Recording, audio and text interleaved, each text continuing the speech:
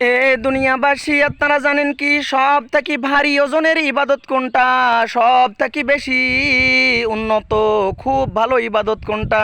তা হইতেছে আপনার ব্যবহার।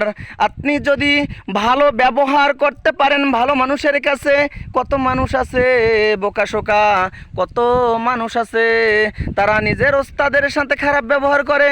না রে, দুনিয়ার মানুষ না, আপনার সব থেকে বড় ভারী শক্ত ইবাদত আপনি হারিয়ে ফেলতেছেন। আপনার ওস্তাদের সাথে খারাপ ব্যবহার করা যাবে না, আপনার মা বাবার সাথে খারাপ ব্যবহার করা যাবে না।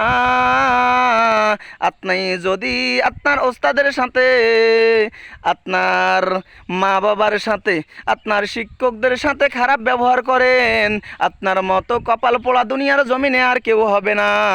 আপনার জন্য সমস্ত সৃষ্টিগুলো লানত করবে আল্লাহর কাছে, নাউজুবিল্লাহ বলি।